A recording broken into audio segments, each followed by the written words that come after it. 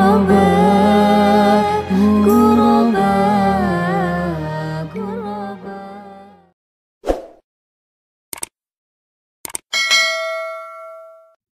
Assalamualaikum warahmatullahi wabarakatuh. Alhamdulillahi nahmaduhu wa nasta'inuhu wa nastaghfir wa na'udzu billahi min sururi anfusina wa min sayyiati a'malina. May yahdihillahu fala mudhillalah wa may yudlilhu fala hadiyalah. Asyhadu an la ilaha illallah wa asyhadu anna Muhammadan abduhu wa rasuluh.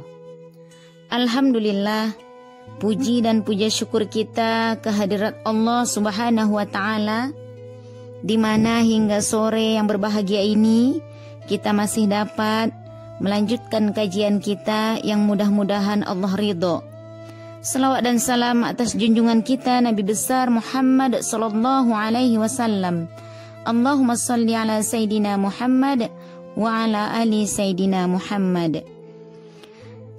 Baik, mari kita lanjutkan kajian kita, yaitu hadis arba'in, hadis yang kelima, menolak kemungkaran dan bid'ah.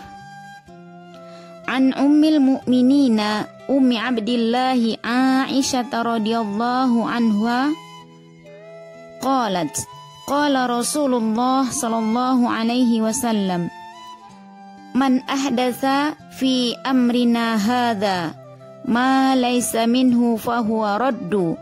Rawahul Bukhari wa Muslim. Wa fi riwayatin li Muslim, man amila amalan laysa alaihi amruna fahuwa raddu.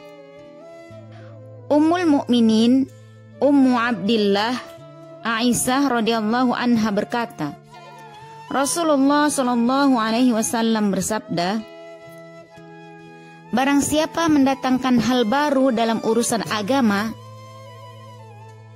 yang tidak termasuk bagian darinya atau tidak ada dasar hukumnya, maka tertolak. Hadis Rawahul Bukhari wa Muslim. Riwayat Muslim menyebutkan Rasulullah sallallahu alaihi wasallam bersabda, barang siapa melakukan amalan tanpa didasari perintah kami, maka tertolak. Kita lanjutkan maraji'ul hadis atau referensi hadis. Bisa dilihat di Sahih Al-Bukhari, Kitabus Sulhi, bab idzas tolahu ala sulhi jurin, hadis nomor 2550.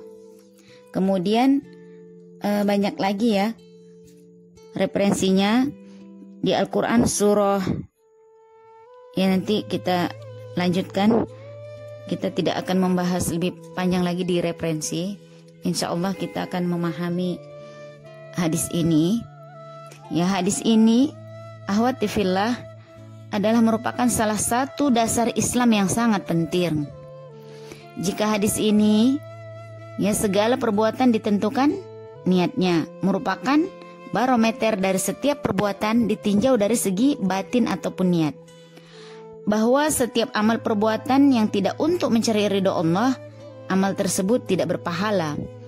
Dan hadis ini merupakan barometer setiap perbuatan dari sisi johirnya, bahwa semua perbuatan yang tidak didasari perintah Allah dan Rasulnya, maka perbuatan tersebut tertolak.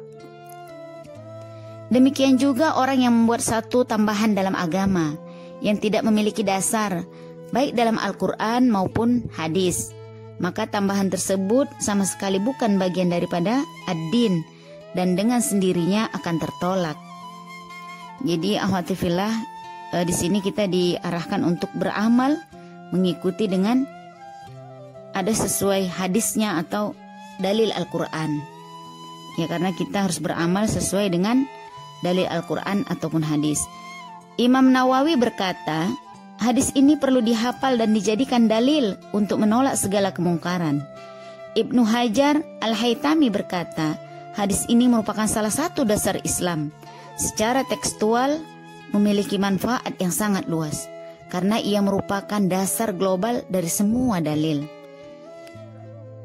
Yang mufradat hadis, man ahdatsa, barang siapa yang membuat dan menciptakan, fi amrina, dalam urusan agama dan syariatku, ma laisa minhu, yang bertentangan dengan ajaran agama itu sendiri atau tidak berdasar pada dasar-dasar dan dalil syar'i, fahuwa raddun, maka amalan tersebut tertolak.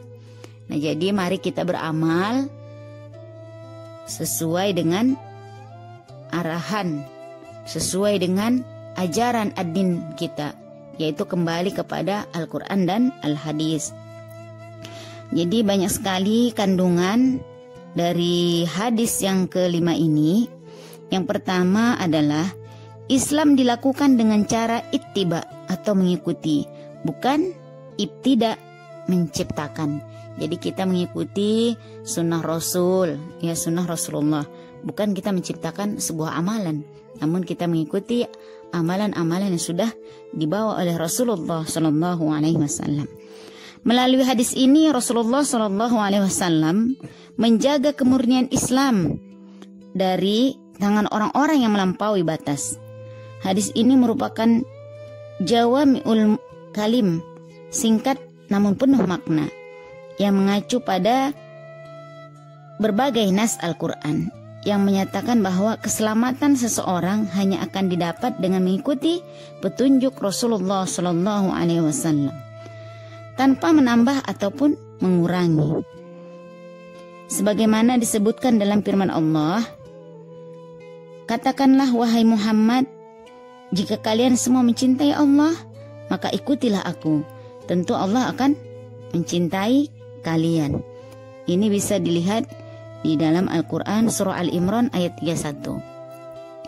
Ya, mari sama-sama kita bacakan. A'udzu billahi minasyaitonir rajim. Bismillahirrahmanirrahim. Qul in kuntum tuhibbunallaha fattabi'uni yuhibbukumullahu wa yaghfir lakum dzunubakum wallahu ghafurur rahim. Juga di dalam firman-Nya, ya, di dalam Al-Quran surah Al-An'am ayat 153, dan sesungguhnya ini adalah jalanku yang lurus, maka ikutilah dan janganlah kalian mengikuti jalan-jalan yang sesat, karena dapat mencerai-beraikan kalian dari jalanku. Al-An'am ayat 153. Kemudian akhwati fillah, bisa dilihat di Imam Muslim meriwayatkan bahwa di dalam kitab Sahihnya, bahwa dalam khutbahnya Rasulullah Shallallahu Alaihi Wasallam bersabda, sebaik-baik ucapan adalah kitabullah, yaitu Al-Quran, dan sebaik-baik petunjuk adalah petunjuk Nabi Muhammad Shallallahu Alaihi Wasallam. Seburuk-buruk perkara adalah yang dibuat-buat, dan semua yang dibuat-buat adalah bid'ah, sedangkan semua bid'ah adalah sesat. Dalam riwayat Baihaqi terdapat tambahan, dan semua kesesatan akan masuk ke dalam an-nar, yaitu neraka. Na'udzubillah. Baik, kandungan hadis yang kedua adalah berbagai perbuatan yang tertolak. Nah, jadi kita harus mengetahui apa saja sebenarnya perbuatan yang tertolak. Hadis ini merupakan dasar yang jelas bahwa semua perbuatan yang tidak didasari oleh perintah syar'i adalah tertolak.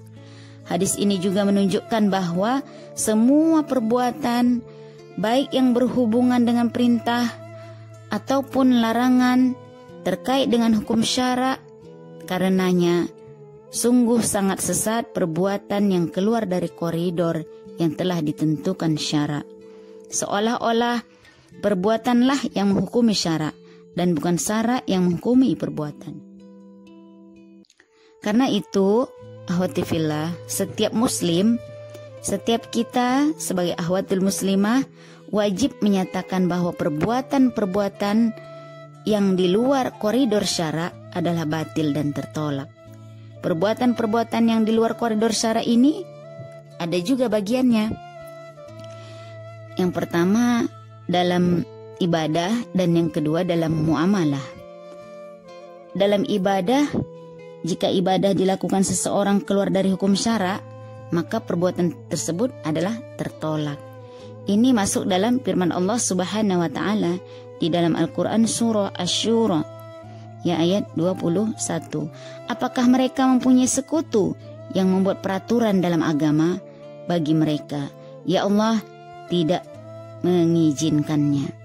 Contohnya mendekatkan diri kepada Allah dengan mendengar nyanyian, menari, melihat wanita atau berbagai perbuatan lainnya yang tidak berdasarkan pada syara. Mereka inilah orang-orang yang dibutakan hatinya karena Allah, ya. Orang-orang yang seperti ini dibutakan hatinya oleh Allah hingga tidak bisa melihat kebenaran dan bahkan kemudian selalu mengikuti langkah-langkah syaitan. Na'udzubillah. Akhwati fillah, jangan sampai kita melakukan amal tanpa syarat. Mereka mengklaim, ya terkadang mereka mengklaim bahwa mereka bisa mendekatkan diri kepada Allah melalui kesesatan yang mereka ciptakan. Na'udzubillah. Mereka ini tidak jauh berbeda dengan orang-orang Arab jahiliyah yang menciptakan satu bentuk ibadah dan pendekatan diri kepada Allah, sedangkan Allah tidak menurunkannya. Ya, jadi jangan sampai kita beribadah sedangkan tidak ada di dalam peraturan Allah Subhanahu wa taala. Allah Subhanahu wa taala berfirman, sembahyang mereka di sekitar Baitullah itu tidak lain hanyalah siulan dan tepukan tangan. Maka rasakanlah ajab disebabkan karena kekafiranmu. Di dalam Al-Quran surah Al-Anfal ayat 35. Baik akhwati fillah, kadang orang menyangka bahwa jika dengan melakukan ibadah bisa mendekatkan diri kepada Allah, maka pendekatan tersebut juga bisa dilakukan dengan perbuatan yang lain. Sebagai contoh, di masa Nabi Muhammad ada orang yang berpuasa sambil berdiri di bawah sengatan terik matahari. Ia tidak duduk dan tidak berteduh. Lalu Rasulullah menyuruhnya untuk duduk dan berteduh sambil terus menyempurnakan puasanya. Kemudian dalam hal muamalah, sama halnya dalam ibadah. Jika tidak ada syar'i, maka amalan yang berkenaan dengan muamalah yang seseorang batal dan tertolak. Ini didasari oleh kejadian pada masa Rasulullah, ya. Pada masa Rasulullah suatu saat ada orang yang bertanya kepada Rasulullah dan menginginkan agar hukuman zina diubah dengan denda. Maka Rasulullah menolaknya. Lebih lengkapnya kejadian tersebut diriwayatkan oleh Imam Bukhari dan Muslim dalam sebuah hadis yang menyatakan bahwa Nabi Muhammad SAW kedatangan seseorang. Orang tadi berkata, "Anakku bekerja pada si Fulan, lalu ia berzina dengan istrinya. Saya telah membayar denda sebanyak 100 kambing dan seorang pembantu." Mendengar penuturannya, Rasulullah SAW bersabda, 100 kambing dan pembantu dikembalikan kepadamu dan hukuman bagi anakmu 100 kali cambukan dan diasingkan selama setahun. Demikian juga semua akad atau transaksi yang dilarang oleh syara atau dua orang yang melakukan akad mengabaikan salah satu rukun atau syarat akad, maka akad tersebut adalah batal dan ini secara lebih rinci bisa kita lihat di dalam buku-buku fikih. Tentang hukum-hukum ini, akhwati fillah, kita bisa melihatnya di dalam buku-buku fikih ya hukum. Kemudian hadis yang kelima ini mengandung memberikan makna ya bahwa perbuatan yang diterima dalam kehidupan kita ini tentu ada perkara-perkara yang sifatnya baru dan tidak bertentangan dengan syariat. Bahkan sesuai atau cenderung bertentangan dengan syariat. Bahkan didukung oleh dasar-dasar syar'i. Maka perkara-perkara tersebut diterima para sahabat. Banyak mencontohkan hal ini. Seperti pengumpulan Al-Quran di masa Abu Bakar, penyeragaman bacaan Al-Quran di masa Utsman bin Affan, dengan mengirimkan salinan-salinan mushaf ke berbagai penjuru disertai para qori. Contoh lain, penulisan ilmu nahwu, tafsir, sanad hadis, dan berbagai ilmu lainnya, baik teori maupun bersifat empiris yang sangat bermanfaat bagi manusia dan dapat mendorong terwujudnya pelaksanaan hukum Allah di muka bumi. Sedangkan yang keempat, hadis ini mengajarkan kepada kita bid'ah yang tercela dan bid'ah yang terpuji. Dari beberapa uraian di atas bisa kita tarik kesimpulan bahwa perkara-perkara yang sifatnya baru dan bertentangan dengan syara, maka perkara tersebut tergolong bid'ah yang tercela dan sesat. Namun perkara yang sifatnya baru dan tidak bertentangan dengan syariat, bahkan sesuai dan didukung syariat, maka perkara tersebut baik dan diterima. Jadi dari perkara-perkara ini ada sunnah, ada juga yang sifatnya fardu kifayah.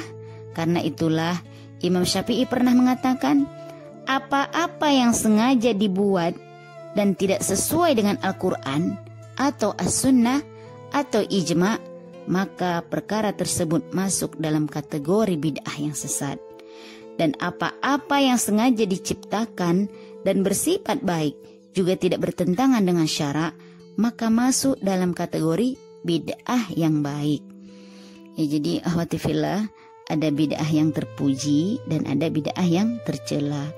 Mudah-mudahan kita kalaupun melakukan perbuatan, mudah-mudahan kita melakukan perbuatan bid'ah yang terpuji minimal ya. Jangan sampai bid'ah yang sesat. Bid'ah yang sesat pun bervariasi. Ada yang makruh dan ada yang haram, tergantung bahaya dan yang ditimbulkan dan ketidaksesuaiannya dengan nilai-nilai Islam. Bahkan dalam melakukan perbuatan bid'ah tersebut, seseorang bisa terjerumus pada kekufuran dan kesesatan. Misalnya, orang yang bergabung dengan aliran sesat yang mengingkari wahyu dan syariat Allah, mengajak untuk menerapkan hukum buatan manusia, menuduh penerapan hukum Allah merupakan keterbelakangan, atau orang yang bergabung dengan jamaah-jamaah sufi yang meremehkan berbagai kewajiban atau mempunyai paham wahdatul wujud ataupun hulul, ya, dan berbagai perilaku sesat lainnya. Termasuk bid'ah syiah, ya, syiah atau sesat adalah pengagungan satu benda dan diminta keberkahan pada benda tersebut. Na'udzubillah, ini sudah mendekati kesyirikan. Ya, jadi jangan sampai ya akhwati fillah kita seperti ini dengan keyakinan bahwa benda yang ia agungkan bisa memberi manfaat. Na'udzubillah. Misalnya mengagungkan pohon batu atau kuburan. Pernah suatu saat para sahabat lewat di samping pohon bidara yang diagung-agungkan orang-orang musyrik. Para sahabat berkata, "Ya Rasulullah, biarkanlah kami mempunyai gantungan senjata sebagaimana mereka orang musyrik mempunyai gantungan." Rasulullah pun berkata, "Allahu Akbar, ini seperti yang dikatakan kaum Musa. Buatkanlah kami Tuhan sebagaimana mereka mempunyai Tuhan." Lalu beliau berkata, "Sesungguhnya kalian adalah kaum yang tidak mengerti dan pasti kalian akan mengikuti kaum sebelum kalian." Na'udzubillah.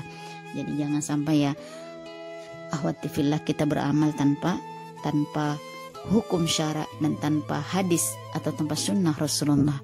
Sedangkan kandungan hadis yang kelima ini, bagian kelima adalah kami sengaja menyebutkan hadis kedua, barang siapa melakukan amalan yang tidak didasari perintah kami, maka ia tertolak. Karena sebagian ahli ibadah membantah hadis pertama, barang siapa yang menciptakan hal baru dalam perkara ibadah yang tidak ada dasar hukumnya, maka ia tertolak. Dengan argumen mereka, kami tidak pernah menciptakan hal baru.